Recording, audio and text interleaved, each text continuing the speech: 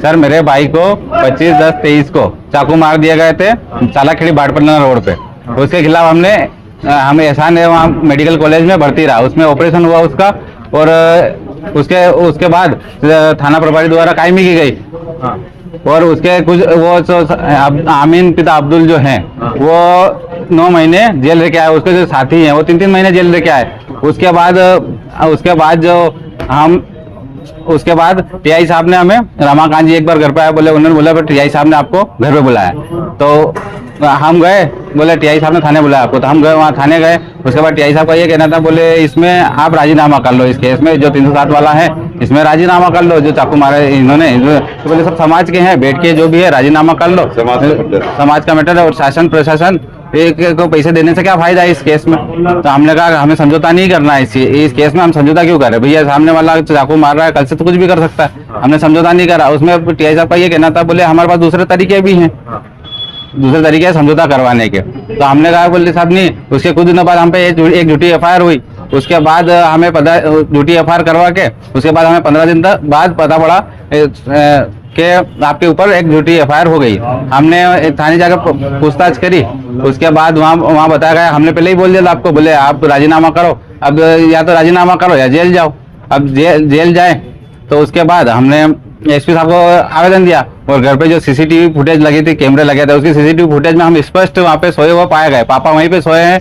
और 1:45 से 2 बजे की घटना बताई गई उन्होंने, और हम वहीं स्पष्ट रूप से वहीं सोए हुए हैं। अब रात को सोते हुए टाइम पापा वहीं खड़े हैं। एहसान 1:52 पे एहसान भी घटना घर पे ही पाया गया। घटना स्थल हमारे घर से जो घटना स्थल बताया उन्होंने, वो वहाँ से हमारे घर से 600 मीटर दूर, यानी आने जाने में 10 मिनट लगते हैं। और उनका कहना है कि बोले 5 मिनट में आदमी अपराध करके वापस घर में आ सकता है। तो जब घर से बाहर नहीं निकले तो उसके बाद अपराध करने का कौन सा वो नियम निकाला उन्होंने। अच्छा, आप यहाँ क्यों आए, क्या चाहते हैं आप? हम इच्छा मृत्यु चाहते हैं सर। काय के लिए?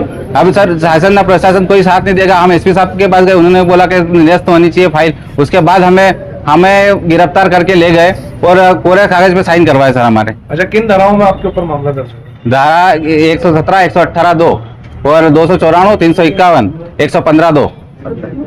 तो क्या परिवार सहित? जी सर, घर में 18 जन है, 18 जनों का अब सब शासन प्रशासन साथ नहीं देगा और आसपास के भी साथ नहीं देंगे तो क्या करेंगे सर। आत्महत्या करने के सिवा क्या बच जाता है हमारे। मैंने कल थाने में भी यही बोला, बोले हम आत्महत्या कर लेते हैं, ठीक है, आत्महत्या के सिवा कुछ भी नहीं बचता हमारे पास। अली हुसैन नाम है मेरा। देखिए, पिछले वर्ष का एक प्रकरण जो है बिलपांग थाने में पंजीबद्ध किया गया था, जिसकी जांच को लेकर जो है ये लोग, जो इनका परिवार था, वो असंतुष्ट था। उस तारतम्य में इनके द्वारा एक आवेदन पत्र जो है हमें दिया गया है। उसकी जांच के लिए जो है हमने अधिकारी को जो है ये पत्र जो है भेज दिया है। साथ ही साथ में जो है पुलिस इस पर जो है कार्रवाई करेगी आवेदन पत्र पर। Thank you.